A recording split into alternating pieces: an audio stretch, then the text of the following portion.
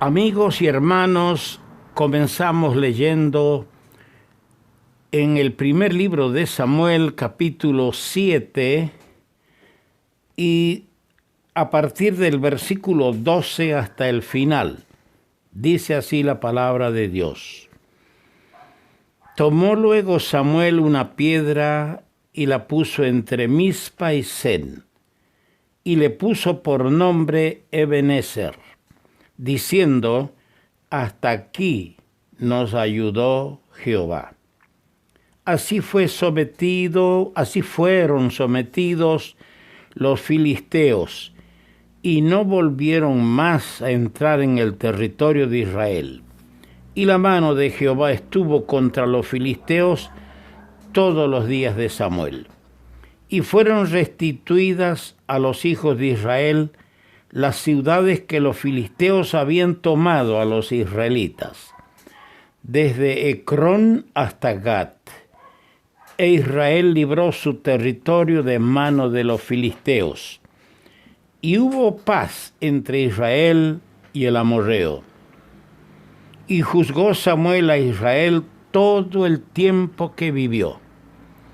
Y todos los años iba y daba vuelta a Betel, a Gilgal y a Mizpa, y juzgaba a Israel en todos estos lugares. Después volvía a Ramá, porque allí estaba su casa, y allí juzgaba a Israel, y edificó allí un altar a Jehová. Que nuestro Señor añada su rica bendición a la lectura de su palabra. El rey David decía en el Salmo 51, versículo 4, confesando y reconociendo su pecado, decía estas palabras: contra ti solo he pecado, y he hecho lo malo delante de tus ojos. Esta es la base para toda bendición, la confesión del pecado. Hoy vamos a concluir nuestra pequeña meditación de este capítulo 7 del primer libro de Samuel, haciendo referencia a 4 puntos importantes. Primero, el regreso al punto de partida. Segundo, la renuncia al pecado. En tercer lugar, el reconocimiento del pecado. Y en cuarto lugar, el reconocimiento de lo que Dios ha hecho. Cuando hablamos de este primer pensamiento, el regreso al punto de partida, nos referimos al versículo 3, a las palabras de Samuel al pueblo.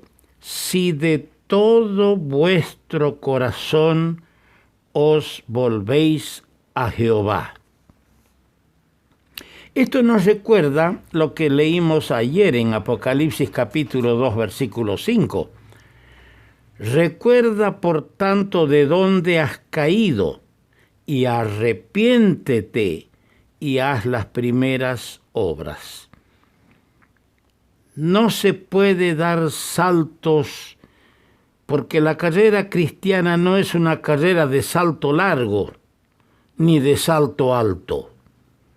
La carrera cristiana es como dice en Hebreos capítulo 12, corramos con paciencia la carrera que nos es propuesta.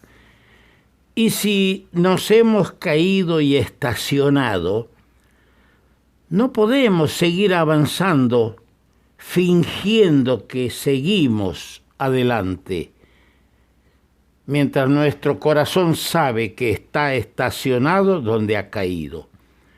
Por eso el consejo que le dio a Israel el profeta Samuel: si de todo vuestro corazón os volvéis a Jehová. Y la recomendación y lo que el Señor le dice a la iglesia en en Éfeso: recuerda dónde has caído y arrepiéntete. Esto es de suma importancia. Israel se apartó de Dios y a Él deben volver. A Él deben acercarse.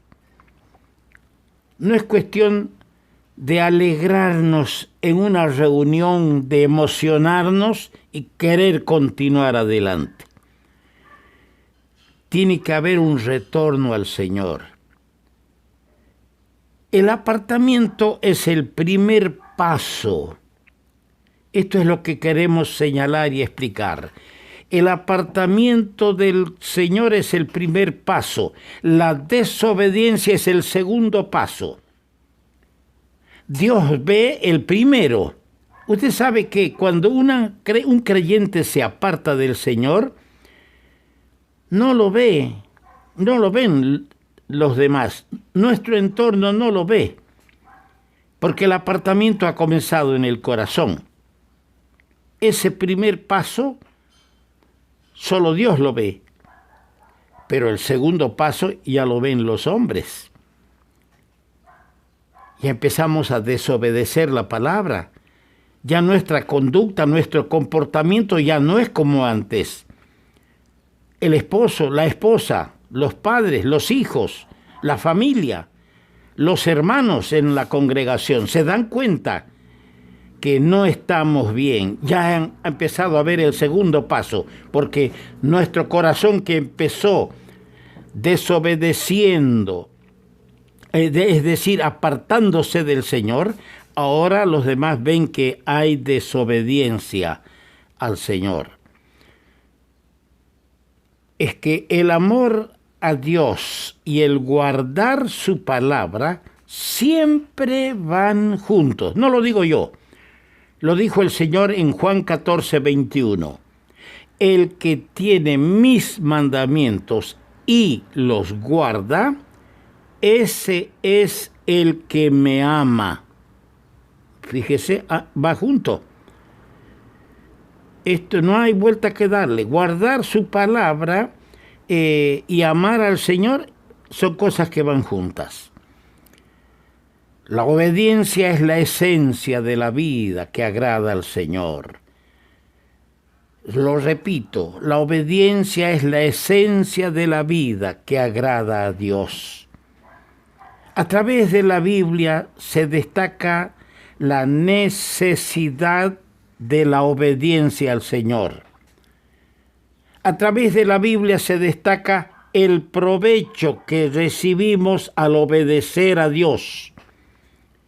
Y también se destaca la bendición resultante de obedecer a Dios. Ahora, esta obediencia, quiero explicarles, amados míos, se basa sobre el amor y no sobre el temor, mucho menos sobre el miedo, porque muchos creyentes le tienen miedo a Dios, y a Dios no hay que tenerle miedo, hay que tenerle un temor reverencial. Y como la obediencia se basa sobre el amor, entonces resulta ser espontánea y no obligada. Nadie está obligado, porque no hay medida coercitiva, no hay coacción para que los creyentes obedezcan a Dios. De gracia recibisteis, dad de gracias. Si le amamos a Dios es porque Él nos amó primero, porque el amor engendra amor. Y como alguien dice, amor con amor se paga. Nadie está obligado a obedecer al Señor. Pero, amado mío, si vives cerca de Él, aprendiendo cada mañana, explorando las profundidades de su amor, no será una obligación, será algo espontáneo. El amor de Cristo te va a constreñir, te va a presionar a obedecerle. Leemos en el verso 4 que los israelitas quitaron a los Baales. Ahí tenemos la renuncia al pecado. El arrepentimiento verdadero siempre se demuestra por los hechos. Esto es bueno recalcarlo, ¿no? El que dice yo estoy arrepentido tiene que mostrarlo por sus frutos, por los hechos. Porque las palabras no convencen a nadie, ni a Dios ni a los hombres. No puede decir alguien estoy arrepentido y seguir en lo mismo. No puede alguien decir, o los israelitas no podían decir, nosotros renunciamos al pecado y seguir cometiendo los mismos pecados. Ellos quitaron los Baales. Y hermano mío, no es cuestión de hablar, de decir, sí, estoy arrepentido, y seguir teniendo el ídolo en el corazón, amando al ídolo. No podéis servir a dos señores. Así dijo el Señor Jesucristo, claramente. Por eso las palabras, como dije, no convencen ni a Dios ni a los hombres. El abandono de los mandamientos divinos abre siempre la puerta a errores, a toda suerte de equivocaciones. Si yo como creyente abandono la palabra, los mandatos del Señor, voy a abrir la puerta a toda clase de cosas raras, de pecadillos, de pecados, de groserías en mi vida. Si una iglesia abandona los mandamientos del Señor, va a abrir las puertas a toda suerte de innovaciones y reglamentos humanos. Más, fíjese, es fácil que esa iglesia introduzca entre el pueblo a los que no son de Dios. Es decir, que cuente como vivos a los muertos. Y cuán acostumbrados estamos a decir, en tal conferencia había 15 bautismos y 40 convertidos. Ya están contando por vivos a aquellos que han hecho profesión de fe. Esperemos, por su fruto los vamos a conocer. No contemos todavía. Es como que alguien en una familia haya 2 o 3 de la familia embarazadas y ya los contemos como personas vivas, que ya están entre nosotros. No, esperemos todavía. Es que es fácil introducir entre el pueblo a los que no son de Dios y mandamientos que no son según el Señor. ¿Y sabe qué pasa? Después es difícil sacar las cosas que hemos permitido que entren en nuestra vida y en la iglesia. No es tan fácil quitarlos. Luego leemos esta frase del verso 6. Contra Jehová hemos pecado. Ahí tenemos el reconocimiento del pecado. Por eso leímos el texto en el Salmo 51, verso 4. Lo que dijo David, contra ti solo he pecado. Y aquí Israel dice, contra Jehová hemos pecado. No va a haber, amado mío, amada hermana, hermano, no habrá paz en tu corazón, no habrá bendición, no habrá avivamiento, aparte de este paso primordial, principal. Una confesión lisa y llana es la que Dios requiere si ha de haber restauración, si ha de haber bendición y si queremos avivamiento en nuestra vida y en la iglesia. Fuere cual fuere la condición individual o colectiva, Dios siempre está dispuesto a obrar para bien. Cuando hay humillación en su presencia, como dice la palabra, si confesamos nuestros pecados.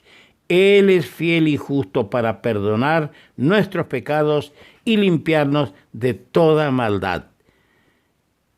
Si hay esto, Dios va a traer la bendición individual y colectiva.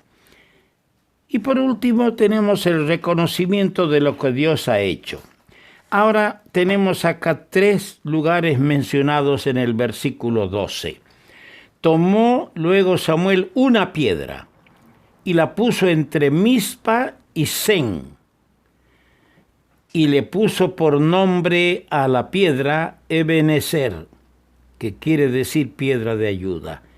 Con esta proclama: hasta aquí nos ayudó Jehová.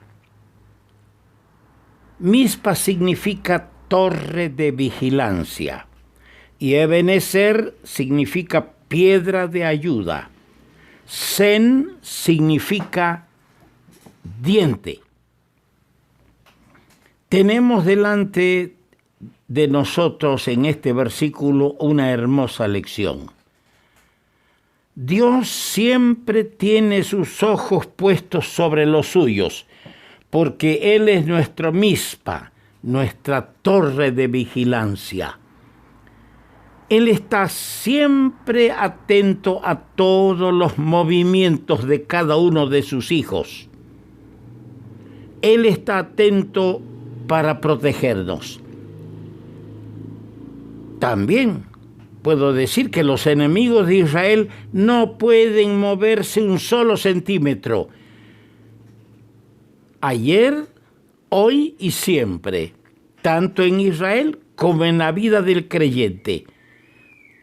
Nuestros enemigos no pueden moverse un solo centímetro sin que nuestra torre de vigilancia, el Señor, los esté observando.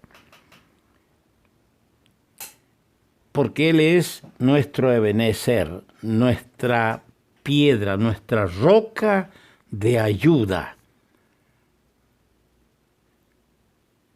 Es importante destacar que a veces el Señor, obrando en juicio, ha permitido la derrota de los ejércitos de Israel. Como también a veces nosotros nos zafamos no queremos que Dios nos tenga controlando, protegiendo. Nos soltamos de su mano voluntariosamente. Y a veces Dios tiene que permitir ciertas derrotas en la vida. Pero esto no impide que cuando hay humillación, cuando hay arrepentimiento, cuando hay un retorno al punto de partida, Él intervenga a su favor para librarnos gloriosamente, para humillar al enemigo, al adversario. Y en este caso del tema que tratamos, para proclamar en alta voz que, pese a todo, Israel es y será siempre su pueblo amado, como lo es la iglesia, como lo es el redimido. Que Dios añada su bendición.